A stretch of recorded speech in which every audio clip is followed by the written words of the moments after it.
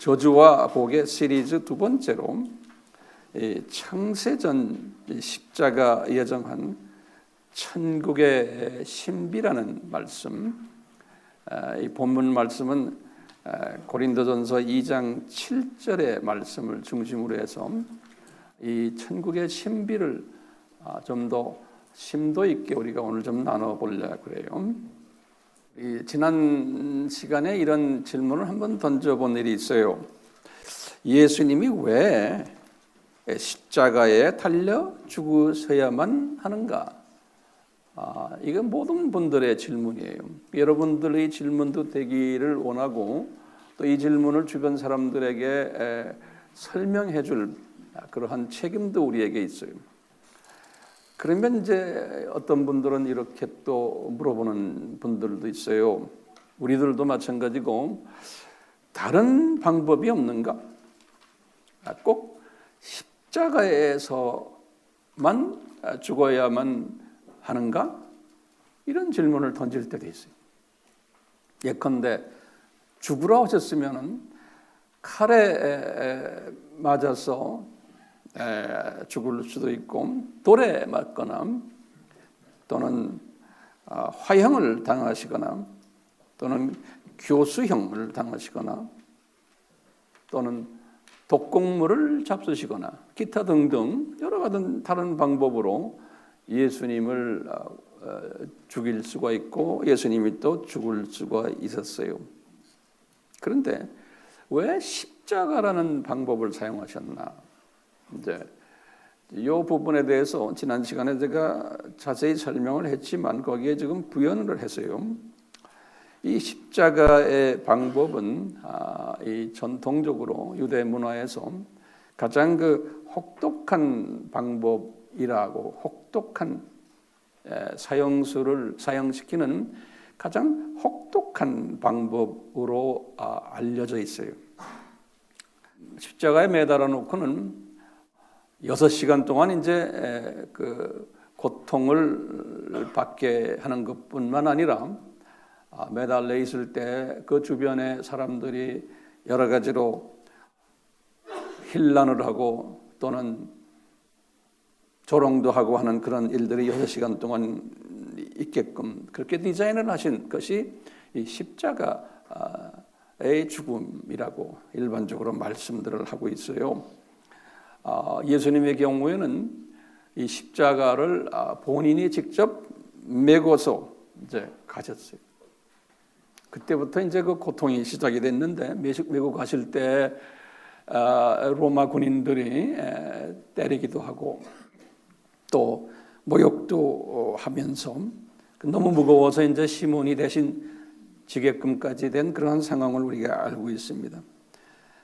그래서 이제 매달려서 가기 전에 이런 본인이 직접 메고 가는 이러한 모든 일부터 시작해서 6시간 동안 그 고통당하는 모든 이런 일들을 다 끝내고 마지막에 우리 지난 시간에 봤지만 엘리 엘리 라마 사막다니 나의 하나님 왜 나를 이렇게 어렵게 하십니까? 나를 왜 버리셨습니까? 라는 고백 우리 들었잖아요.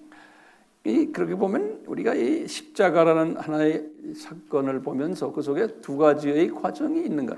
첫째 과정이 있고 두 번째는 그 과정을 완료하는 목적이 있어요.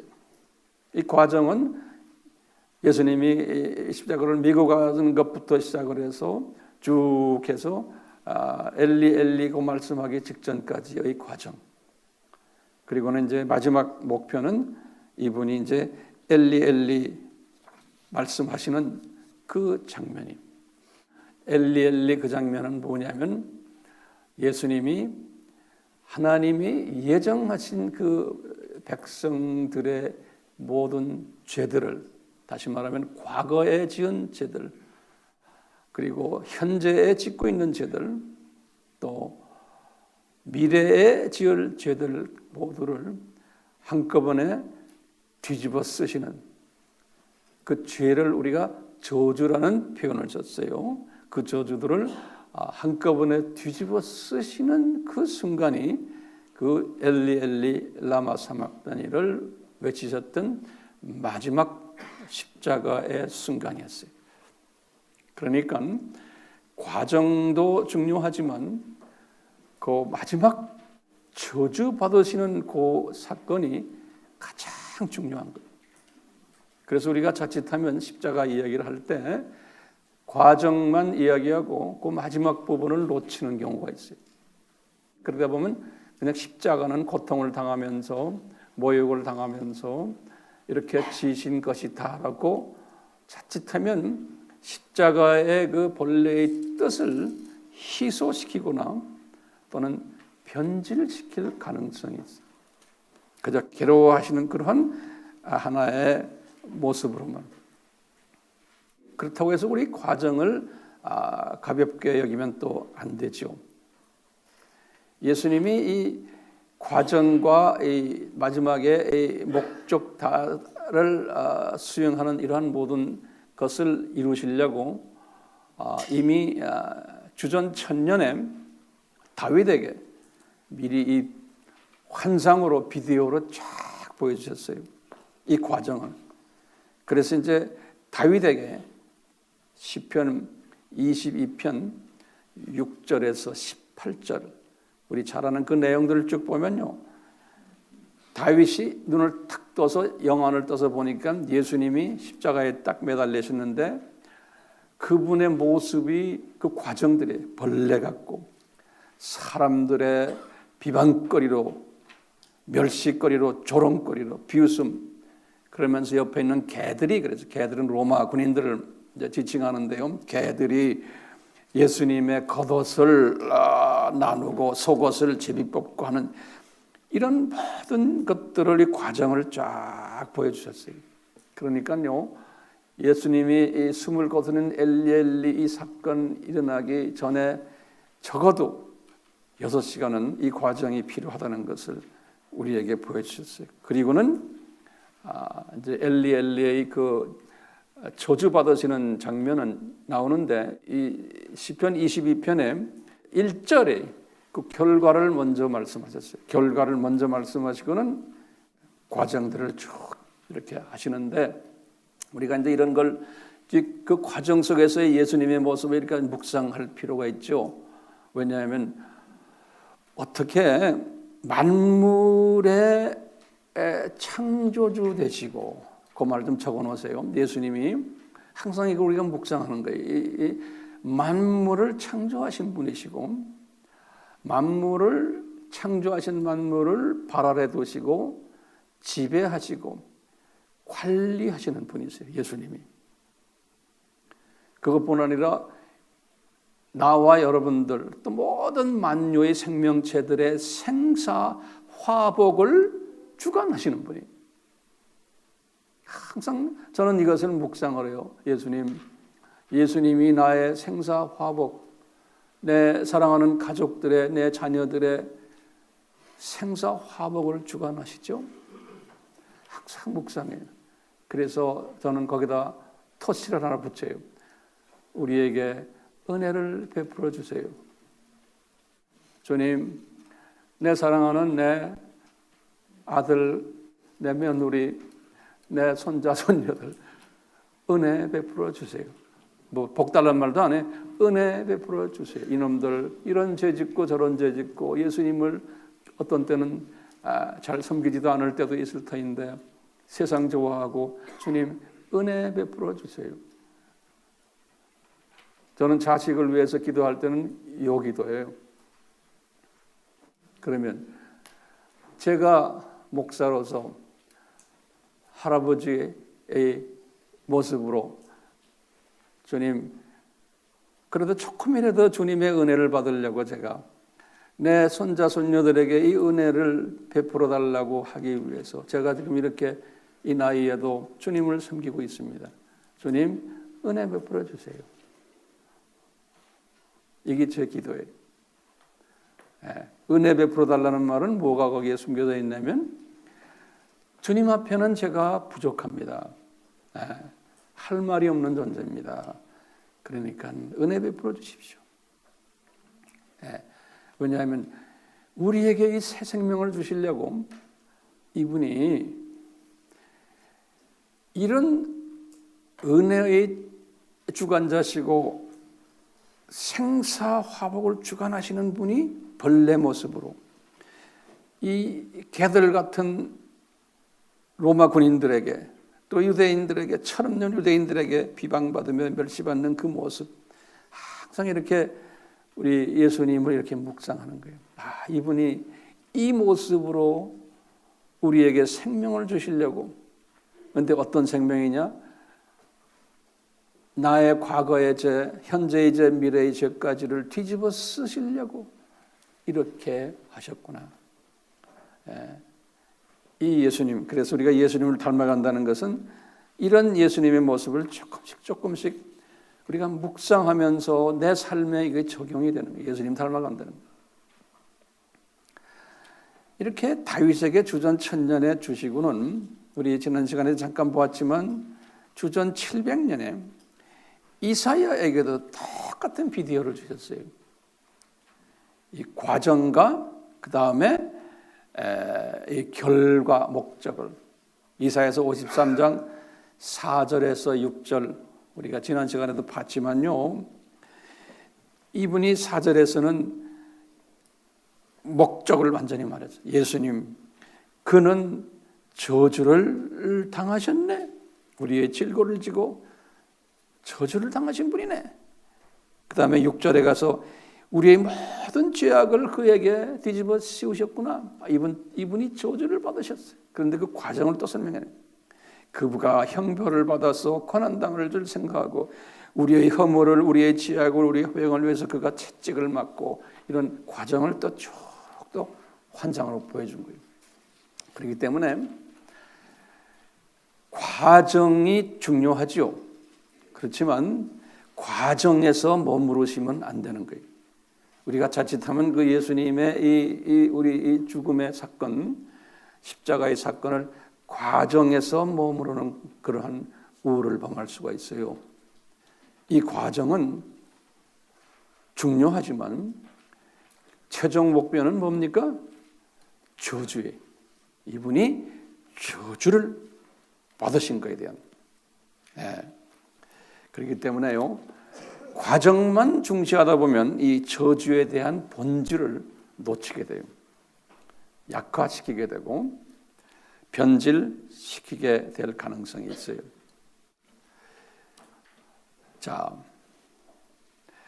우리가요, 이 하나님의 이 저주라는 이 저주 계획을 제가 이런 표현을 봐서 하나님의 저주 말소 계획이라고 한번 제가 단어를 한번 만들어 봤어요.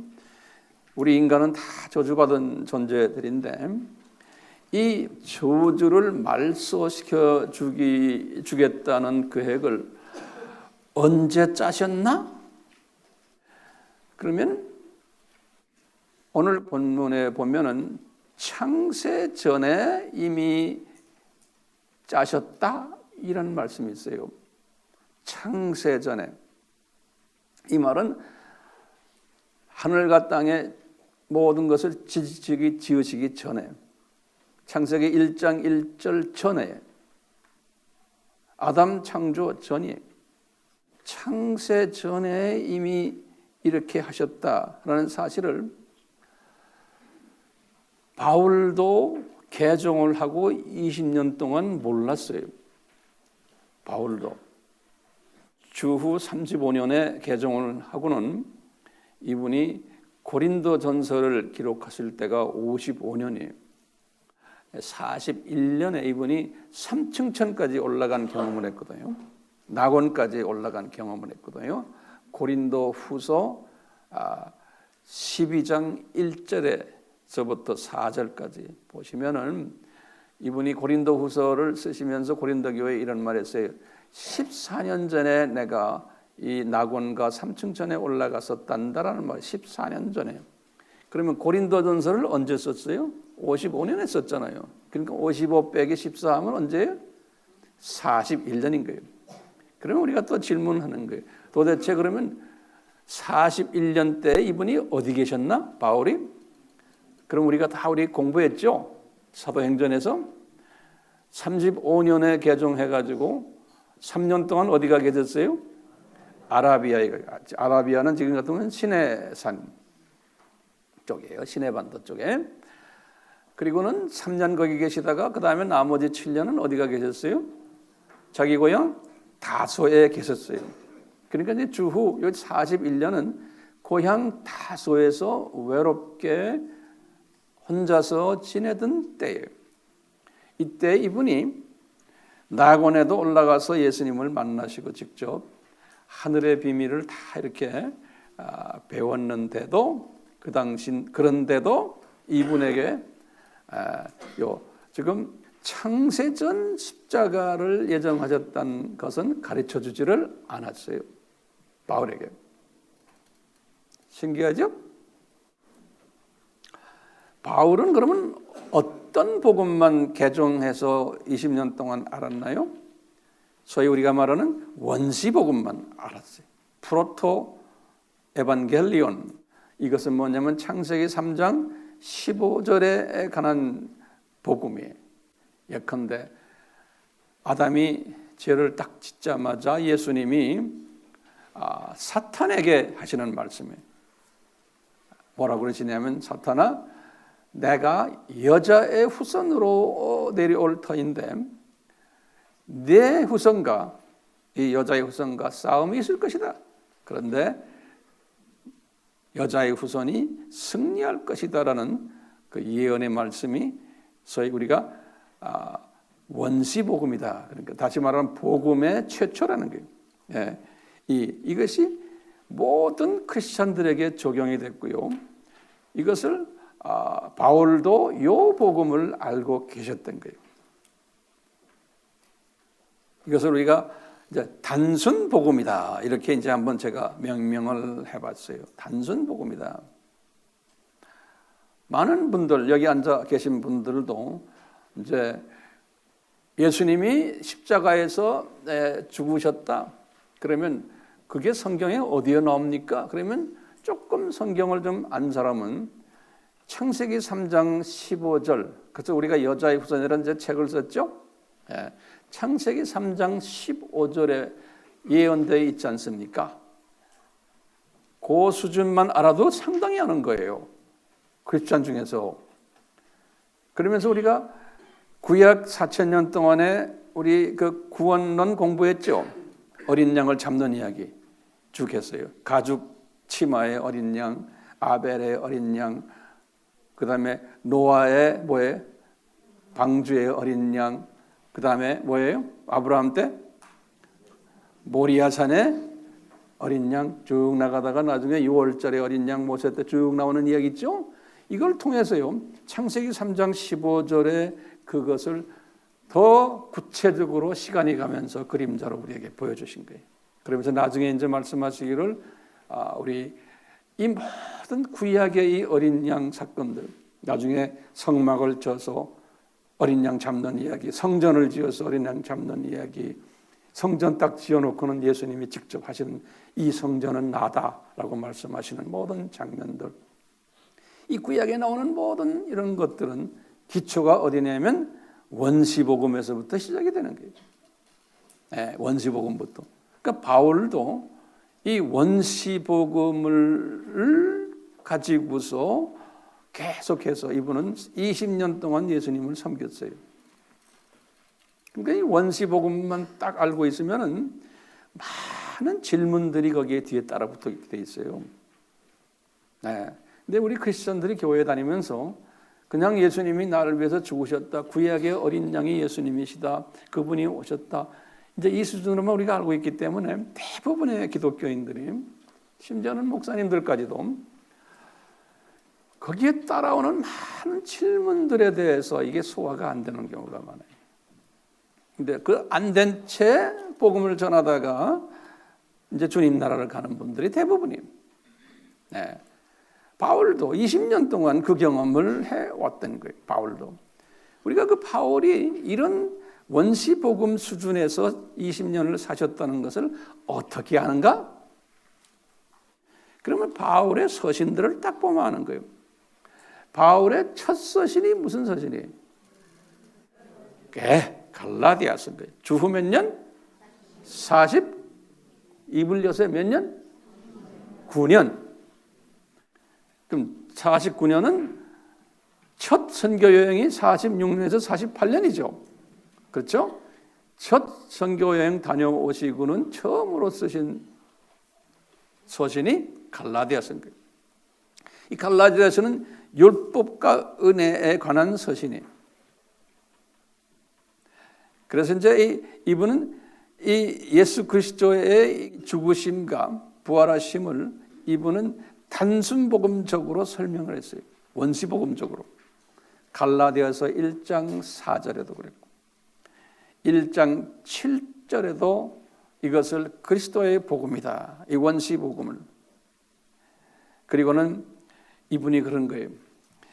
우리 잘 아는 3장 13절에 뭐냐면 예수께서 나무에 매달려 율법의 저주로부터 우리는 구속받았다. 그때 율법의 저주는 뭐냐면 구약의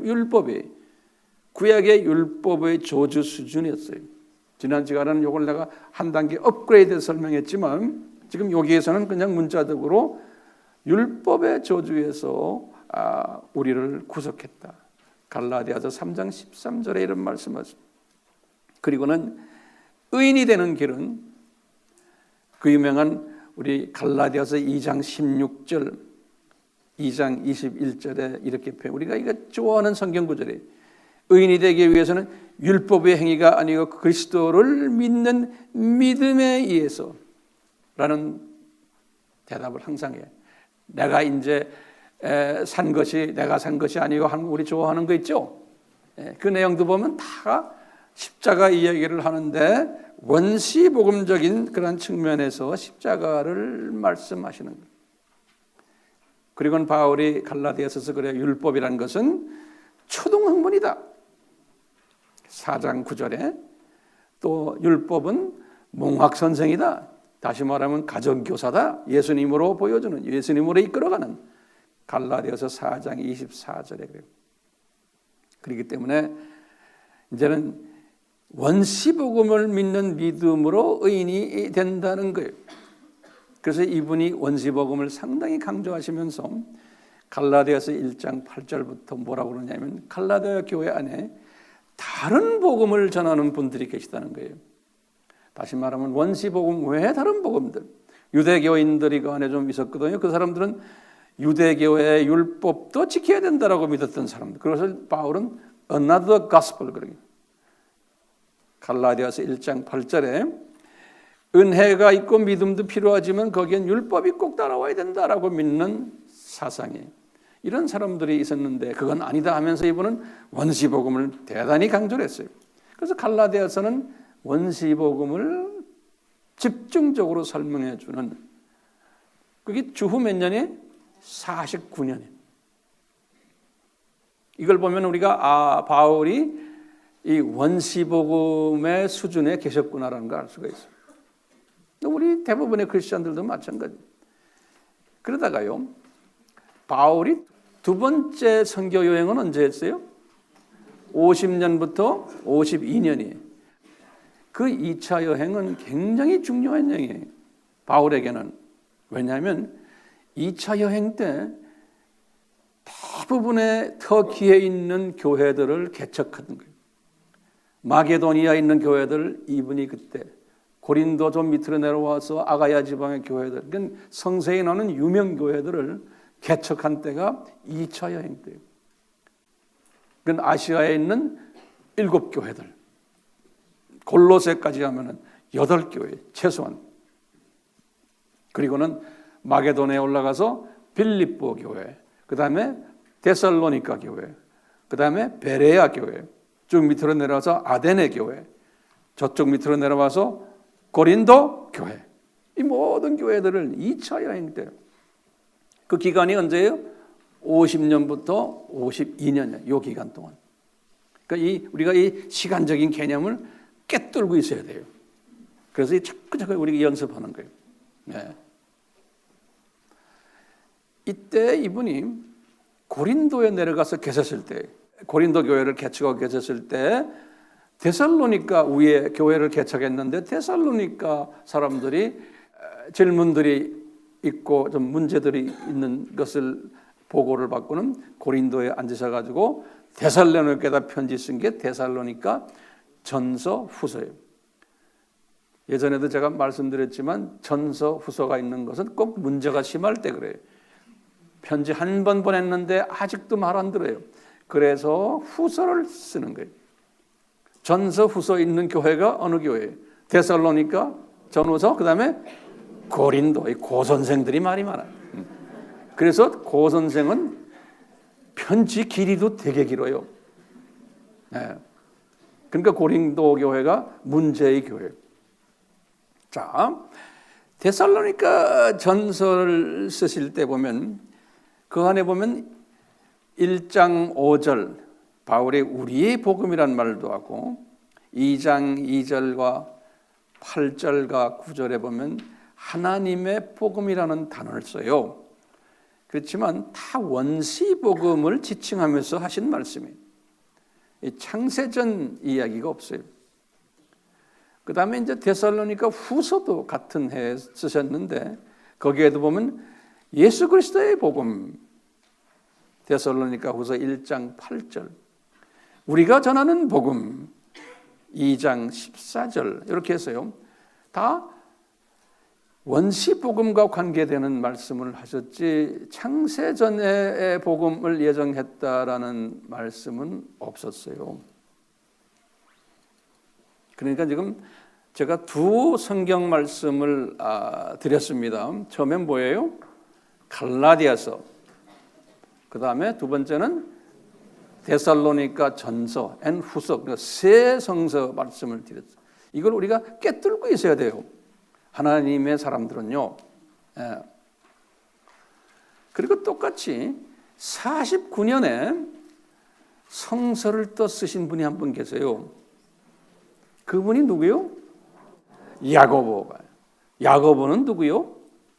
예수님의 육신의 동생이에요. 이분은 예루살렘 교회의 수장이에요. 그런데 예수님께서는 이분에게 은혜를 주신 거예요. 그렇지만 이분은 3년 공생애 때 예수님 믿었어요? 안 믿었어요? 안 믿었어요. 나중에 예수님 부활하시고 40일 공생애 하실 때, 40일 다니실 때 아마 이분이 크리스찬 된 것 같아요.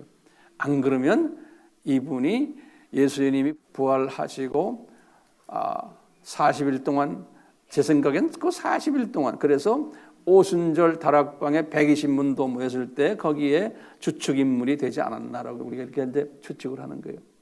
하여튼 이런 분인데 이분이 서신을 하나 쓴 게 야고보서예요. 예. 그러니까 이분은 이 야고보서 썼을 때 예루살렘 교인들이 많이 이미 흩어져서 여기저기에 터키 지방에 많이 가 있었잖아요. 그분들에게 성서 윤리를 가르쳐 주기 위해서 우리 야고보서 공부했잖아요. 그러니까 윤리서신이에요. 그래서 야고보서를 이렇게 보면요. 행함이 없는 믿음은 죽은 믿음이다. 2장 17절 이렇게 나오지만요. 이분은 원시복음에 대해서도 다루질 않았어요. 그 내용을 제가 아무리 들여다봐도 원시복음도 다루질 않고 주로 행위적인, 윤리적인 부분을 다뤘어요. 왜냐하면 교회 안에 그런 윤리적인 복잡한 문제들이 있었기 때문에 그런 거예요. 그러니까 이분은 학문적인 부분에서 좀 약했던 모양이에요. 그러니까 주님께서는 이제 이런 부분을 이분을 통해서 하게 하신 것 같아요. 이제 요때요. 여러분들 제가 한번 여쭤볼게요. 요때 50년에서 52년 때 성서를 보면 우리가 공부했어요. 누가 어느 성경을 저술한 때? 사복음서 중에서 뭐예요? 마태복음이에요. 자, 마태복음을 쓴 것이 마태가 50년에서 52년이에요. 그건 사복음서 중에서는 첫 번째 복음이에요. 자, 마태는 유대인 측면에서 유대인 크리스찬들에게 예수님의 생애를 가르쳐 주기 위해서 성령님이 이분을 사용하신 것 우리 알죠? 그러니까 예수님이 탄생부터 죽으심까지 승천하심까지를 33년을 예수님의 일대기를 기록하게 한 거예요. 예, 이것은 유대인들에게 이해시켜주기 위해서 유대인 크리스천들에게. 그래서 이제 마태를 사용하셨어요. 그래서 마태를 이제 사용하시는데 주님께서 이 마태에게 쫙 예수님의 탄생부터 그분의 족보부터 시작해서 다윗의 아들이고 아브라함의 후손이라는 이야기부터 시작해서 쫙 마태에게 말씀했어요. 마태에게 이렇게 말씀을 하신 이 복음이 이제 마태복음인데 예수님의 생애 일대기인데 이 책이 그 당시에 상당히 기독교인들에게 유용한 책이 된 거예요. 이제 바울을 통해서 교회들이 많이 개척이 됐고 기독교인들이 많이 나왔는데 그중에 유대인들도 많았고 이방인들도 좀 있었고 그런데요. 이분들이 궁금한 것은 예수님 지금 주 50년이면 예수님이 주 30년에 승천하시고 올라가셨으니까 과거 20년 동안 기독교에 관한 메시지들이 여기저기에서 많이 전달됐는데 예수님에 대한 이 일대기를 모르는 거예요. 사람들이. 그러니까 마태복음이라는 그 책은 예수님의 33년의 생애를 자세하게 적어놓은 역사책 또는 일대기라고 보시면 되겠어요. 이런 책이 바울에게 필요해요, 안 필요해요? 바울도요, 뒤늦게 예수님을 만난 분이에요. 주 35년이죠. 그렇죠? 그리고는 이분은 예루살렘 출신이 아니에요. 그렇기 때문에 예수님이 살아계셨던 그 33년 동안에는 이분은 크리스천들을 핍박했던 또는 예수님에 대해서 많이 부정적인 생각을 가졌던 사람 중에 한 사람이고 나중에 이제 기독교인들을 핍박까지 했던 사람 중에 한 사람이에요. 그렇기 때문에요. 예수님에 대해서 들은 것은 있지만 이 조직적으로 예수님의 생애에 대해서 이분도 잘 몰랐던 사람이에요. 그러니까 예수님을 다메섹 도상에서 만났지만 본인의 책도 지금 3권까지 썼지만 예수님의 생애에 대해서 아주 궁금했던 사람이에요. 조직적으로 좀 배우고 싶은 거예요. 그런 과정 속에서 소문에 마태라는 분이 마태복음을 기술했다라는 말을 듣고 마태 그 사람은 가버나움 지역에서 세리 출신인데 제자가 돼서 그 사람이 그래도 지식인이고 정부 관료였는데 책을 썼다니까 궁금해서 그거 좀 가져와라 그래서 아마 분명히 이분이 마태복음을 이제 읽었었을 거예요. 마태복음을 쫙 읽으면서요. 이제 이분이 딱 걸려드는 게 하나 있었던 거예요. 뭐 마태복음 보면 걸려드는 게 많아요. 특히 이제 마태복음은 천국이라는 이야기를 많이 해요. 천국. The kingdom of heaven이라는 거예요. kingdom of God보다는요. kingdom of heaven이라는 단어를 쓰시면서 우리 마태복음 5장 1절에 보면 뭐에? 마음이 가난한 자는 복이 있나니 천국이 저희 것이요. 이런 표현이 나오는 거예요. 바울이 그거 읽고 있었어요. 천국이 저희 것이요. 그 다음에 이제 10절에 가면 또 의를 위해서 핍박을 받는 자는 복이 있나니 천국이 저희 것이요. 바울이 자꾸 읽으면서 이 천국, 바울이 생각하는 천국은 낙원으로만 생각했었을 거예요. 그렇죠? 네, 그러니까 마음이 가난한 자가 낙원에 간다. 그러면 이 구원론에 또 문제 있는 거예요. 예수님의 보혈을 믿고 예수님의 정체성을 믿어야지 어떻게 마음이 가난만 하면 천국 가느냐? 이게 맞지가 않는 거예요. 근데 이제 13장에 와서 이분이 그때부터 이제 고민하기 시작하는 거예요. 13장에 읽으면서요. 그 13장에 딱 보시면 우리 저 알아는 천국의 신비들이라는 단어가 나와요. 천국의 신비들, 우리 잘 알죠? 13장은 7가지의 천국의 신비들에 관한 비유 우리 알죠? 예. 이 천국의 비유들을 이야기하시는데 예수님이 이것을 천국의 신비라고 말씀하셨어요. 이 7가지 쭉 이 말씀을 하시면 천국의 신비들 이렇게 표현했어요. 바울이 지금 이것을 지금 이렇게 보는 거예요. 보는데요.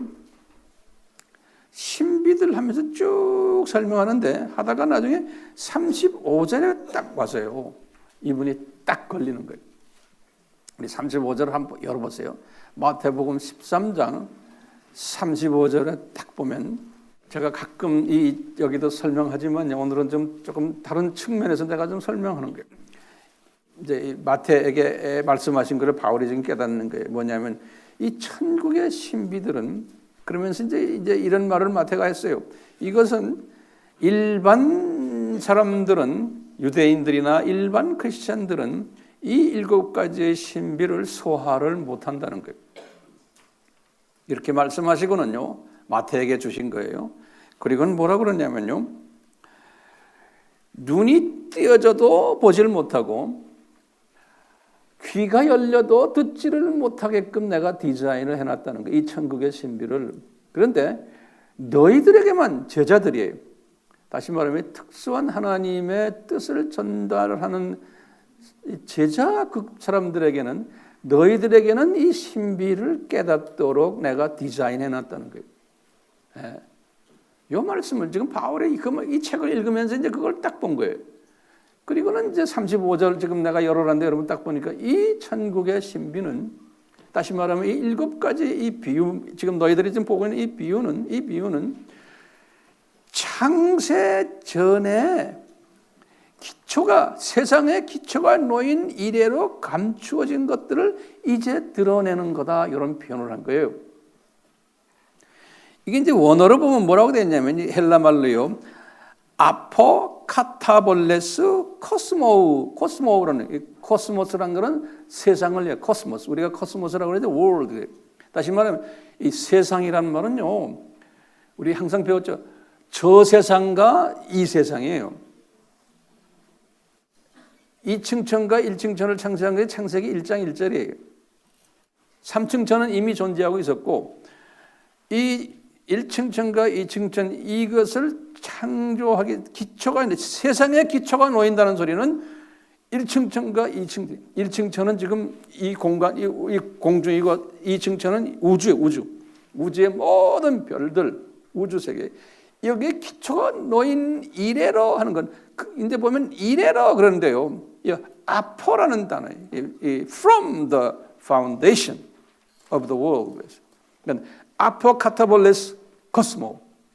이 기초가 놓인 이래로 이것을 창조해냈는데 다시 말하면 이 지금 천국의 신비를 이 7가지 비유에 나오는 이 비유를 창조해내셨는데 이것을 그동안에 감추어뒀다는 거예요. 영어로는 hidden, 그런 거예요. hidden. It's been hidden. 그래가지고 이제서야 드러낸다 그랬어요. 이제서야라는 건 지금 마태에게 쓰신 주후 50년에서 52년 이때에 마태에게 드러내셨다는 거예요. 바울이 지금 이걸 딱 깨닫군요. 아하, 창세 전에 이런 신비한 것을 예정하셨구나라는 바울이 그때 눈을 조금 바짝 뜨는 거예요. 예. 그러니까 바울의 이 생각의 변화가 이 마태복음을 읽으면서 변화가 오기 시작하는 거예요. 그래서 이 바울이 이때부터요, 이 생각을 천천히 바꾸기 시작하는 거예요. 이 원시복음론에 대한 새로운 도전을 이제 이분이 받기 시작하는 거예요. 근데 바울은 특히 지성인 출신이기 때문에 이분이 이 이성적으로 이해가 안 되는 말씀, 우리에게도 마찬가지예요. 이성적으로 이해가 안 되는 거예요. 창세 전에. 그러니까 모든 인간 만들기 전이고 모든 우주를 만들기 전에 이미 디자인하셨다는 거예요. 예수님의 십자가 사건은 머리가 번쩍 하는 거예요. 이제 그러다가 이것을 쭉 감춰놨다가 이제서야 마태를 통해서 지금 말씀하신다라고 하면서 이제 말씀하시고는 거기다가 이 신비는 마태복음 13장 13절에서 17절에 그랬어요.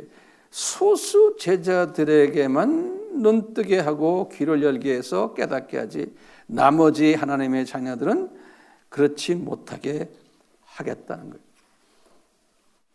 2차 여행 중에 이 마태복음을 이분이 읽다가 이런 그 놀라운 이 새로운 정보를 입수하게 된 거예요. 그때부터 이분의 마음이 갈등이 오기 시작합니다. 지금 2차 선교여행을 하면서요, 이 원시 이 복음적 구원론에 대한 풀리지 않는 의문점들이 그동안에 많았는데, 이성적으로 감성적으로 논리적으로 이게 해결이 안 되는 이런 갈등들이 이 원시 복음적 구원론을 가지고서는 많아요. 예컨대 왜 사탄을 허락하십니까? 원시 구원적 복음론자들은 항상 우리가 가지고 있는 거예요. 왜 아담 타락하도록 허락했습니까? 좀 막으시지. 왜 타락한 사탄을 그 즉시로 지옥에다가 던져버리지 않으셨습니까? 왜 이런 것들을 허락했습니까? 하면 이 원시적인 우리의 사고로서는 이게 해결이 안 되는 거예요. 아무리 누가 물어봐도요. 이분이 이제 이런 그 고민 속에 있으면서, 갈등 속에 있으면서 이제 2차 여행을 끝내고는 이분이 안디옥 교회로 돌아왔어요. 머리가 복잡해. 이제 우리가 이런 상황에 있으면 저도 그렇고 여러분들도 그렇고 머리가 복잡해지는 거예요. 바울도 이 고민하는 거예요. 예수님께서 빤히 알고 계시잖아요. 이분이 이런 고민을 하도록 성령님이 이끄시는 거예요. 이런 고민이 있어야 돼요. 그래야 이게 발전이 돼요. 그러니까 이분이 지금 이거 안 되겠다. 내가 좀 한 자리에 앉아가지고 이 문제만을 좀 집중적으로 한번 공부해야 되겠다. 묵상해야 되겠다라는 생각을 했던 것 같아요. 그래서 이분이 에베소로 3차 여행을 떠나면서 6개월밖에 안디옥에 안 계셨어요. 2차 여행 끝내고는. 그리고는 급히 보따리 싸고는 3차 여행을 이제 떠났는데 에베소로 직접 딱 들린 이야기 우리가 배웠잖아요. 사도행전에서 에베소에 들려가지고 그분이 뭐 했어요? 두라노서원을 오픈한 거예요. 53년에. 3차 여행은 53년에서부터 57년 아닙니까? 두라노서원을 개설하고는 제자들을 한 100여 명을 열심히 훈련시켰어요. 그리고 이분들을 한 2년 동안 55년까지 열심히 이제 한 다음에 졸업시켜가지고 로마 제국에 이제 선교사로 내보내는 이야기 우리 다 공부했어요. 졸업식이 가까웠어요. 가까웠는데 이분에게 주님께서 이 고민하는 바울에게 너 저 밑에 고린도가 문제가 있으니까 고린도에 편지를 써라 그러는 거예요. 그래서 이제 이분이 고린도 전서를 쓰기 시작하는 거예요. 그게 55년인 거예요. 졸업하는 애가 55년이거든요. 졸업 바로 직전에. 그래서 이분이 고린도 전서 후서는 왜 써요? 아까 말했죠. 말을 안 들으니까 또 쓰는 거예요. 두 개 다가 긴 편지예요. 우리 알다시피 고린도 전서를 쓰신 목적이 뭐예요? 우리 다 공부했죠. 그렇지만 다시 한번 간단히 적으세요. 고린도 교회가 패싸움이 4개의 패거리가 있었어요. 다 거룩한 사람들의 이름을 달고서. 무슨 파예요? 베드로파, 바울파, 아볼로파, 예수님파까지 있은 거예요. 고린도전서 1장 12절에 보면요. 그러니까 이 파에 대해서 설명을 하는 이야기. 그리고는 5장에 보면 교회 안에 음행이 있었고 6장에 보면 세상 법정으로 가서 싸움질하는 이야기. 7장에 가서는 혼인에 관한 이야기. 8장에 가서는 음식과 기독교인들은 모든 거 다 먹을 수 있다는 그 주 안에서의 자유에 관한 이야기. 9장에서는 바울을 비난하는 자들에게 대해서 나는 모든 것을 할 수 있다는 그러한 이야기. 10장과 11장에는 성만찬 이야기. 12장은 은사에 관한 이야기. 아주 긴 이야기죠. 13장은 사랑 이야기. 14장은 방언과 예언 이야기.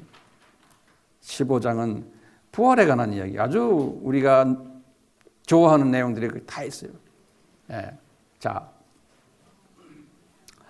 이런 과정 속에서 우리 고린도전서 1장에 딱 보면은 이런 이야기가 나와요. 제가 오늘 말씀드리고 싶은 건 지금 여기부터 시작하는 거예요. 고린도전서 1장을 딱 볼 때 이분에게 이분의 마음을 건드리는 이야기들이 있었어요. 뭐냐?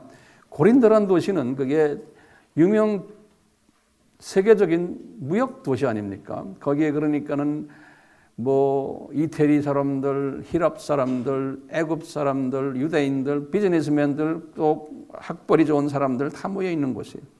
거기에 지식인들에게 바울이 복음을 이제 전할 때 그 지식인들이 항상 바울을 공격하는 이야기가 있었어요.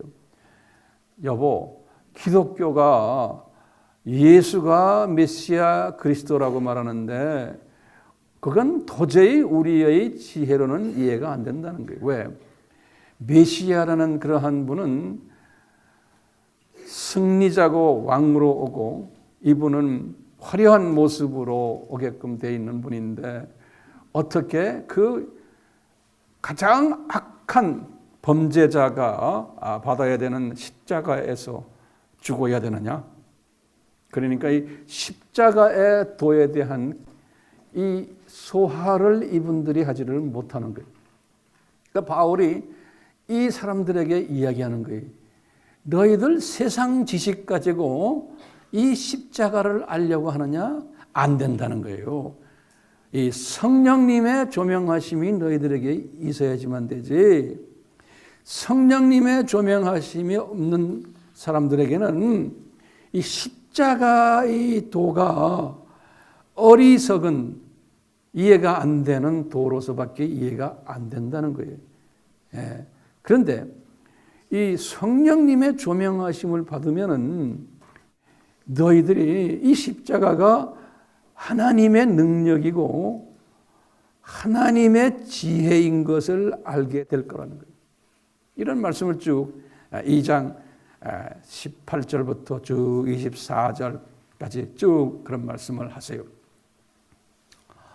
그러면서 이분이 이 사상을 딱 가지고서 예수님이 하나님의 능력이고 예수님이 하나님의 지혜라는 말씀을 딱 받은 다음에 오늘 본문의 말씀 2장 7절의 말씀을 딱 이 사람에게 주는 거예요. 성령님이 이게 오늘 본문의 말씀이에요. 뭐냐면 이분이 고린도 교회에다가 이 말씀을 받아가지고 쫙 글을 쓰는 거예요. 2장 7절이 뭐냐? 내가 하나님의 지혜를 말하는데 이 하나님의 이 지혜는 다시 말하면 십자가의 도는 이런 말이에요. 고린도 교회의 지식인들아, 이 십자가의 도는 하나님의 지혜인데 이것은 이 세상 전에 하나님께서 이 세상 전에 거기 이제 원어로 좀 적어놓으세요. 아포톤 아이오논 그랬어요. 영어로는 before, before란 말이에요. 토는 더란 더 정관사. 그 다음에 아이오는 하면 영원 세계라 영원. 근데 영어 번역으로는 the world 이 세상이라고 그러는데 아니 아이오논이란 말은 영원이란 뜻이에요. 아이오논. 영어 성경에는 ages 이렇게도 번역을 해놨는데 영원이란 뜻이에요. 그러니까 이 세상 만들기 전 영원 전에라는 뜻이에요.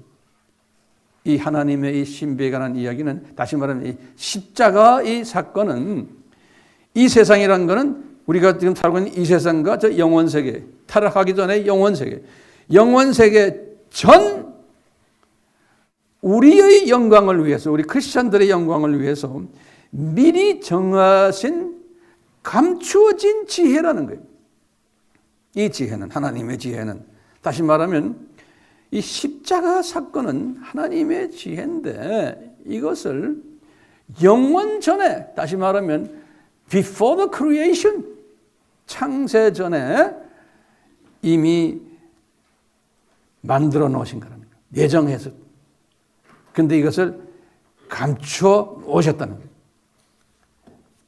그러다가 이제서야 이것을 뚜껑을 열어서 보여주신다는 거예요. 그러니까 바울은 드디어 안 그래도 이 문제가 마태복음 13장을 읽으면서 좀 고민스러웠는데 지금 바울에게 55년에 아주 정난하게 이 문제를 쫙 풀어주시는 거예요. 그러니까 바울이 이것을 자신의 이성과 지혜로는 소화를 못했어요. 이 성령님이 바울에게 딱 임하니까 이걸 소화했기 때문에 이 성령님께서 바울에게 뭐라고 그러냐면 이것은 너도 소화 못하니까 이것을 신비라는 단어로 거기다 집어넣어라. 그래서 이분이 신비란, 그것도 mysteries 복수로 써놨어요. mysteries. 이 미스터리를 너 거기다 적어놓고는 고린도 교회 교인들에게 알려주라는 거예요. 그래서 이것을 십자가의 신비, 창세전 십자가의 이 신비라는 거예요. 자, 이 원시복음은요, 신비한 거요, 안 신비한 거예요? 이것도 신비한 거예요. 원시복음도. 이 우리의 이성으로는 해결이 안 되는 거예요. 원시복음도요. 그런데 거기다 대고 지금 창세전 원시복음이에요. 이것을 주셨는데 이것을 창세전에 딱 삼위 하나님께서 예수 하나님이 이 세상으로 내려올 것을 다 디자인하신 거예요. 근데 그것을 디자인하셨는데 감추셨다 그랬어요. 왜 감추셨나? 이게 또 질문인 거예요. 그럼 여러분들이 그렇게 황 목사님 무슨 질문 자꾸 던지십니까? 왜 이게 내 질문이고 여러분 질문이에요. 왜 감추셨는가? 그러면 한번 깊이 좀 고민해 보세요. 창세전에 이걸 디자인 하시고는 감추신 거예요. 이게 하나님의 피조물을 향한, 특히 피조물 하나님의 자녀들을 향한 하나님의 사랑의 표시로 저는 보고 있어요. 배려심을 보여준다고 보는 거예요. 왜? 하나님의 피조물들은, 하나님의 자녀 피조물들은 이 신비를 소화를 할 수가 없는 거예요. 잘못하면 이것 때문에 넘어질 가능성이 있어요. 그러니까요, 피조물의 한계성을 아시기 때문에 이제 충분히 훈련을 시킨 후에, 충분히 정보를 제공한 후에 이것을 뚜껑을 열도록 디자인하신 거예요. 창세전부터 숨겨놓으셨다가 쭉 해서 아담 창조, 아담 타락, 또 4,000년의 구약의 스토리, 또 나중에 또 지금 와서 지금 20년 동안 주 55년까지 사도 바울의 개종 20년이에요. 이걸 감춰놔셨다는 거예요. 그만큼 자상하신 분으로 저는 이렇게 항상 묵상을 해요. 참 배려심이 많으신 분이다. 우리의 그 약한 부분을 아시고 우리의 그 한계성을 아시고는 이분이 이렇게 숨겨놓으셨다가 이제는 때가 되니까 이제 받아야 될 그릇을 이제 선정하셨는데 그 그릇들도 소수들이에요. 모든 하나님의 자녀들은 이것을 눈 감겨놨다고 그랬어요. 과거 2000년 기독교 역사에서도 마찬가지예요. 눈 감겨놓고 귀로 듣지도 못하게 하는 거예요. 그런데 소수만 이걸 듣게 디자인하신 거예요. 그만큼 신비스럽기 때문에 그런 거예요. 그러니까 이 신비로움을 바울이 깨닫고는요, 그때부터 바울이 그 후에 서신들을 쓰시는데 그 서신마다 이분이 이 신비를 기록하기 시작하시는 거예요. 그때부터. 오케이? 57년에 이분이 이제 로마서를 이제 쓰셨어요. 로마서 16장 25절에서 26절에 이 신비를 또 결론적으로 말씀하시는 거예요. 우리 알다시피 로마서는 처음에 8장은 기가 막힌 보배스러운 기독교의 교리들이에요. 9장에서부터 11장까지는 뭐예요? 이방인과 유대인의 관계성. 12장부터 마지막까지는 크리스찬들의 라이프스타일에 관한, 그러니까 이 로마서는 성경 중에 성경인 책인데 그걸 쫙 설명하시고는 마지막에 딱 결론으로 요 지금 창세전 십자가의 신비를 그대로 또 말씀하십니다.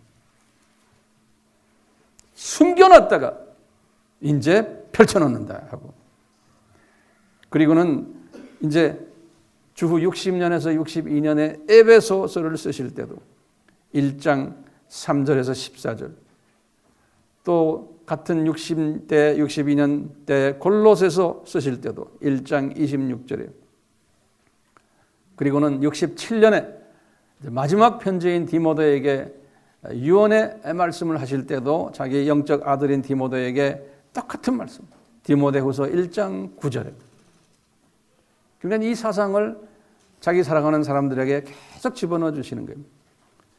베드로도 마찬가지죠.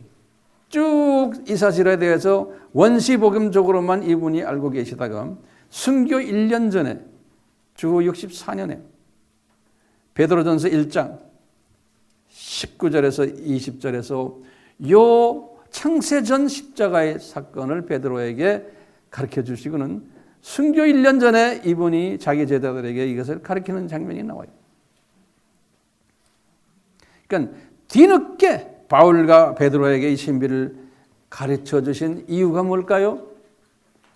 제가 설명했죠? 배려하시고, 왜? 이분 소화력이 없기 때문에 혹시 실족하지 않기 위해서 성숙됐을 때까지 기다려 주셨던 그러한 모습을 볼 수가 있어요.